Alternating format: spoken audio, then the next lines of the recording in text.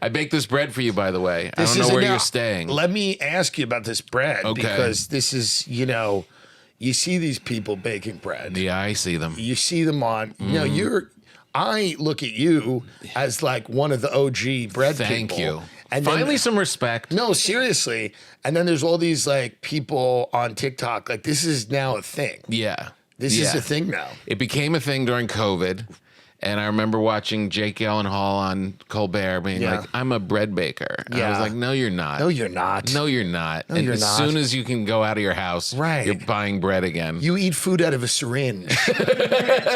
There's no way you're baking no bread, way. Jake Gyllenhaal. Yeah, so I was before, and now I'm still going. Living in the West Coast, sourdough has become my favorite bread. Oh, yeah? I was a rye guy for a long time. My grandfather loved the fresh bakery rye. Oh, yeah. In Long Island, Irish guy who just loved the fresh Jewish bakery rye bread. The best. And he'd like some seeds in it. Yes, caraway seeds. And if you seeds. give people a seed now in bread, they look at you like you're crazy. But a good rye, and he would say, like when you're a kid, this is just the way the world was then. You would like cough. I go, I don't like this. You go, oh yeah, there's seeds. That's in the bread. You eat that. Yeah, eat it. Eat it. It's the seeded bread. What would he put on that bread? Do you remember? I think butter. This is a guy that would do it with a hot bakery rye. He would do butter. He would do a cup of coffee. That was breakfast. Yeah, that's great. So that was breakfast. And then on the weekends, he'd have a French cruller, like a cruller from the bakery. And that was, so these were his breakfast. And then on Saturday, my nanny, his wife, would make what they call a Bronx breakfast, which was scrambled egg. It was a variation of the English breakfast where she would do scrambled eggs, bacon, baked beans, and fried tomatoes. Oh. And that's what she would, that was like a Bronx breakfast and rye bread. It was amazing. I love calling it the Bronx breakfast because that is an English breakfast. It's an English breakfast that they just made in the Bronx. She learned a lot of how to cook from Italian women in the Bronx. Oh, nice. So she grew up in the Bronx and learned how to make meatballs and sauce and all these things from Italian women. It was just Irish people learned that. Yeah. So we don't have a cuisine. Right. So we learned it. Yeah, nothing really. Right. And we learned it from Irish people in Brooklyn and the Bronx where Irish people learned how to cook. Oh, it's the best. Amazing. Oh, it's so good. Well, I made this for you. Well, and I love you it. can bring it to your hotel. You can rip it apart. You can do whatever you want. And this is sourdough. This is sourdough, but it's not going to be very sour. It's so explain to more me, earthy. Explain to me what this is. A variation of sourdough, like it's a whole grain loaf. Okay. So it's got a little white flour and then mostly wheat flour. Okay. And can I try it now? You can. Can I? Okay. Sure. Do you want olive oil? I'd love some. I didn't know if this was like a self-control thing where they put the bread in front of you and they go, well, we'll talk about it for an hour. Your special's great, by the way. Thank you. I Did watched they it last send night. it? Yes, I got Good. it. I got a preview. Good. And I think this is amazing, by the way, for people that are seeing this, probably living on the street now because of the tariffs. It does feel like kind of a luxury thing to do when we've just lost 11 trillion. I'm like, what you can see is the airiness of it. It does seem like an interesting thing. It's they don't know how to send their kids to college. I'm like, well, it's just kind of a bounce. But it does have these pockets. And correct me if I'm wrong, but this is how you know it's real. Yeah. It's and nicely hydrated. Right. So it's got a little spring and a little air. And this literally just came out like an hour ago. Yeah. So I love the way you're cutting it. You really know what you're doing. Yeah, I mean, Tom, if I don't know this. I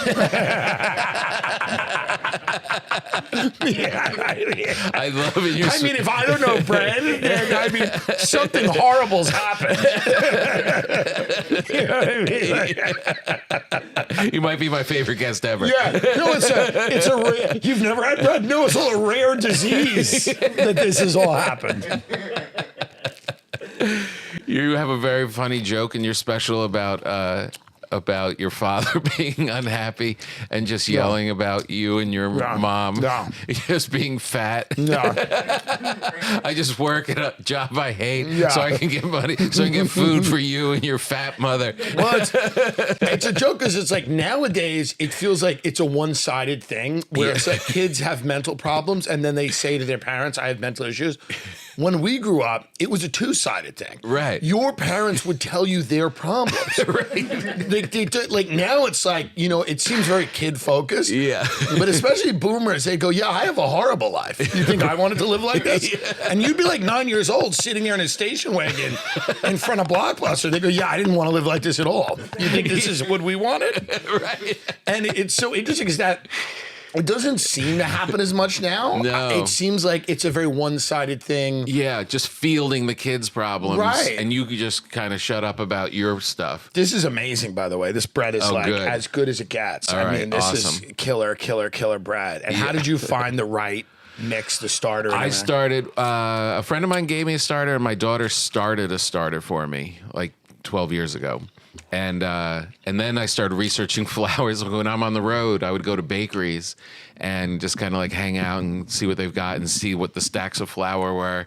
And then I found this central milling company, and I started ordering the flour. I get like 50-pound bags of flour delivered to my house.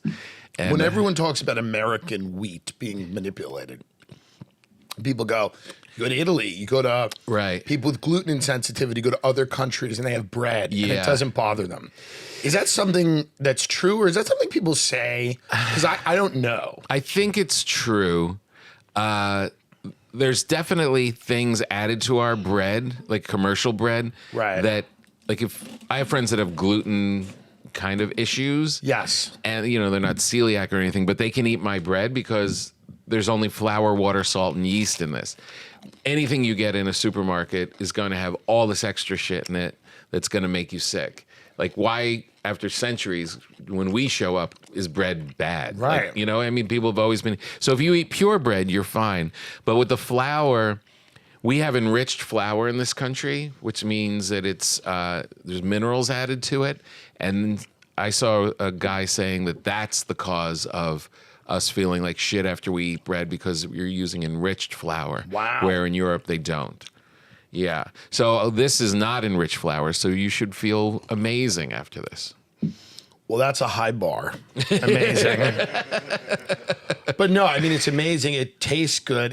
There's so much, I think, in the American diet that's obviously not great. Yeah. And bread is always a culprit. Yeah, they always come to bread. They're always like, come to bread. Yeah, and it's like, no, we've thousands of way years that we eating make bread. it. It's the way. Yeah, that makes sense. Yeah, I have other questions that have just been on my mind. Please.